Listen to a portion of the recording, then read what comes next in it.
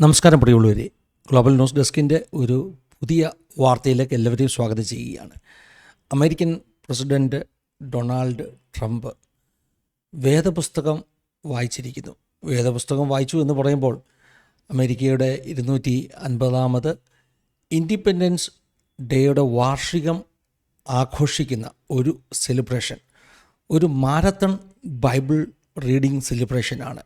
വാഷിങ്ടണിലെ Bible മ്യൂസിയത്തിൽ organise ചെയ്യപ്പെട്ടിരിക്കുന്ന ഈ സെലിബ്രേഷനിൽ 500-ൽ അധികം ആളുകൾ ചേർന്ന് ഉൽപ്പത്തി പുസ്തകം മുതൽ വെളിപ്പാട് പുസ്തകം വരെയുള്ള ബൈബിൾ തുടർമാനമായിട്ട് വായിച്ച് തീർക്കുന്നു. ഒരു ആഴ്ച കൊണ്ട്, അതായത് ഉൽപ്പത്തി 1 മുതൽ വെളിപ്പാടിൻ്റെ അവസാനത്തെ വാക്യം വരെ മാരത്തൺ ഒരു യജ്ഞമായിട്ട്, ബൈബിൾ റീഡിംഗ് യജ്ഞമായിട്ട് വായിച്ചു തീർക്കുന്ന ഒരു സെലിബ്രേഷൻ പ്രോഗ്രാമാണ്. അതിനകത്ത് വളരെ പ്രധാനപ്പെട്ട ഒരു ഭാഗം പ്രസിഡൻറ്റ് ട്രംപ് വായിച്ചിരിക്കുന്നു എന്നുള്ളതാണ് ഈ വേദപുസ്തക വായനയുടെ പ്രത്യേകത. പ്രത്യേകിച്ചും പ്രസിഡൻറ്റ് ഡൊണാൾഡ് ട്രംപ് ഈ വേദഭാഗങ്ങൾ വായിക്കുമ്പോൾ വളരെ ക്രൂഷ്യലായിട്ടുള്ള ഒരു സമയമാണിത്.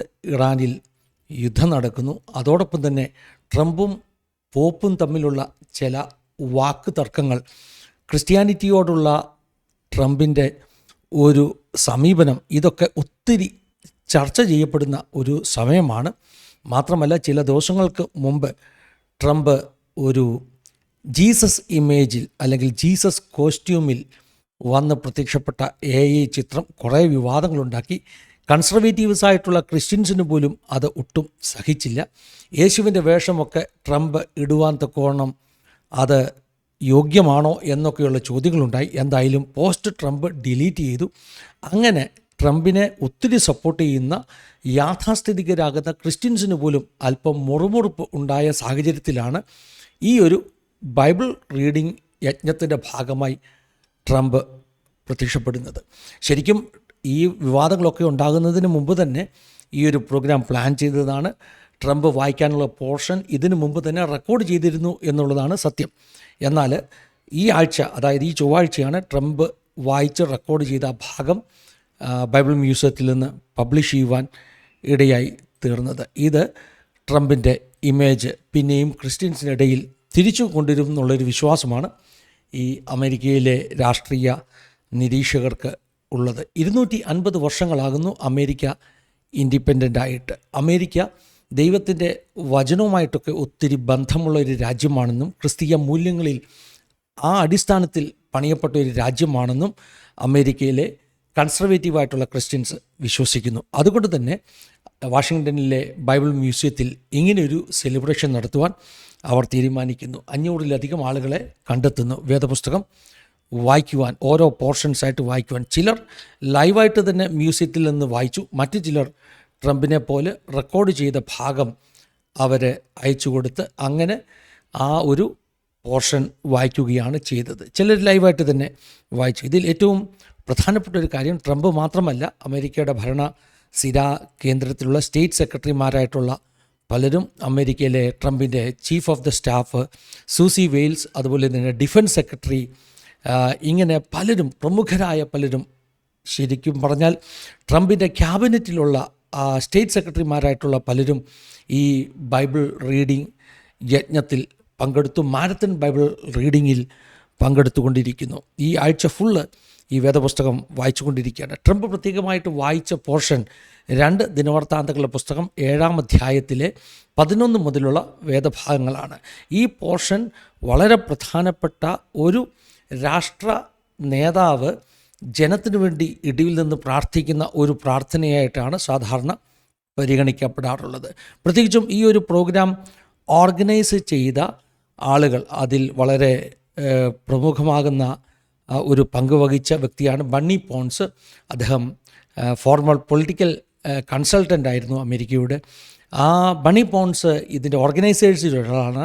അദ്ദേഹം പറഞ്ഞത് ഈ ഒരു പർട്ടിക്കുലർ പോർഷൻ ട്രംപ് വായിക്കുവാൻ സമ്മതിക്കണമെന്ന്. അതായത് 2 ദിനവൃത്താന്തം 7-ാം അധ്യായത്തിൻ്റെ 11-ാമത്തെ വാക്യം മുതലുള്ള ഈ ഭാഗങ്ങൾ ട്രംപ് തന്നെ വായിക്കുവാൻ അദ്ദേഹം എഗ്രി ചെയ്യണമെന്ന് വളരെയധികം ഇതിൻ്റെ ഓർഗനൈസേഴ്സ് ആഗ്രഹിച്ചിരുന്നു. മാത്രമല്ല ഈ ബണ്ണി പോൺസ് എന്ന് പറയുന്ന ആ മഹിള പറയുകയാണ്. അതായത് ട്രംപ് ഈ പോർഷൻ വായിക്കുവാൻ സമ്മതിക്കണമെന്ന് പ്രത്യേകമായി ഇവർ പ്രാർത്ഥിച്ചിരുന്നു. അങ്ങനെ ട്രംപ് അത് സമ്മതിക്കുകയും ആ ഭാഗം വായിക്കുകയും ചെയ്തു. ഈ പർട്ടിക്കുലർ പോർഷൻ ഒരു നാഷണൽ റിപ്പൻറ്റൻസിന് വേണ്ടിയുള്ള ഒരു വിളിയാണ്. ദേശം മുഴുവൻ ദൈവത്തിലേക്ക് മടങ്ങി വരുവാനുള്ള ഒരു വിളിയാണ്.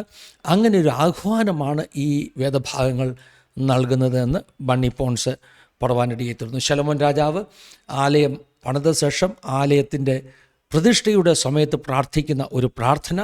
രാത്രിയിൽ ദൈവം ശലോമോന് പ്രത്യക്ഷനാകുന്നു. എന്നിട്ട് ഞാൻ നിൻ്റെ പ്രാർത്ഥന കേട്ട് ഈ സ്ഥലം എനിക്ക് യാഗത്തിനുള്ള ആലയമായിട്ട് തിരഞ്ഞെടുത്തിരിക്കുന്നു എന്ന് ശലോമോനോട് സംസാരിക്കുന്നു.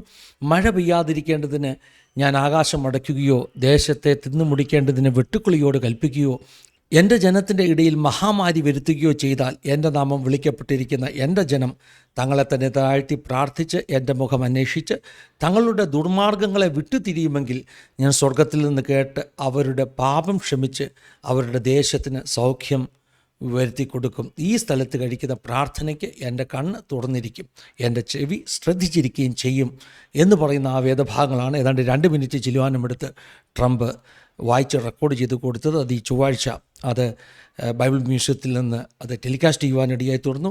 ഇതിൽ വളരെ പ്രധാനപ്പെട്ട വാക്യം 14-ാമത്തെ വാക്യമാണ്. എൻ്റെ നാമം വിളിക്കപ്പെട്ടിരിക്കുന്ന എൻ്റെ ജനം തങ്ങളെ തന്നെ താഴ്ത്തി പ്രാർത്ഥിച്ച് എൻ്റെ മുഖം അന്വേഷിച്ച് തങ്ങളുടെ ദുർമാർഗങ്ങളെ വിട്ടുതിരിയുന്നുവെങ്കിൽ ഞാൻ സ്വർഗത്തിൽ നിന്ന് കേട്ട് അവരുടെ പാപം ക്ഷമിച്ച് അവരുടെ ദേശത്തിന് സൗഖ്യം വരുത്തി കൊടുക്കും.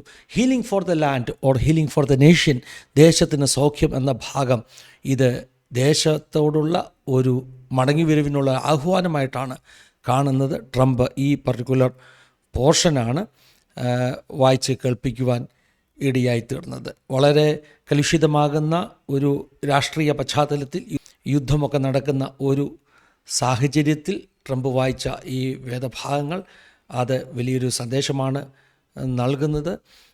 ഇനിയും ആ ഒരു ബൈബിൾ റീഡിംഗ് യജ്ഞം അവസാനിച്ചിട്ടില്ല. അത് സ്ട്രീം ചെയ്തുകൊണ്ടിരിക്കുകയാണ്. കണ്ടിന്യൂസ് ആ ഭാഗങ്ങൾ വായിച്ചുകൊണ്ടിരിക്കുകയാണ്. 8 ദിവസങ്ങളെടുക്കുമെന്നാണ് പറയുന്നത്.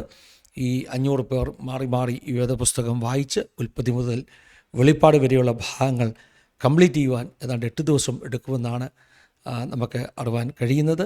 എന്താണെങ്കിലും വേദപുസ്തകവും അമേരിക്കയുടെ വിശ്വാസവും അമേരിക്കയുടെ രാഷ്ട്രീയവും തമ്മിലൊക്കെ ഒത്തിരി ബന്ധപ്പെട്ട് നിൽക്കുന്ന ഒരു കാലത്ത് ഇത്തരത്തിലുള്ള ഒരു നടപടി, പ്രത്യേകിച്ചും അമേരിക്കയുടെ സ്വാതന്ത്ര്യ ദിനത്തിൻ്റെ 250-ാമത്തെ വാർഷികത്തിൽ ആ രാജ്യം ഏത് വിശ്വാസത്തിൻ്റെ അടിസ്ഥാനത്തിൽ പണിയപ്പെടുന്നുവോ അതിനെ ഒന്നുകൂടെ ഓർപ്പിക്കുന്ന ഒരു അനുഭവമായി തീരുന്നു എന്ന് പറഞ്ഞുകൊണ്ട് ആസാദിയുടെ ഈ ന്യൂസ് ബുള്ളറ്റിൻ ഇവിടെ അവസാനിപ്പിക്കുകയാണ്. ദൈവം എല്ലാവരെയും സഹായിക്കട്ടെ, അനുഗ്രഹിക്കട്ടെ.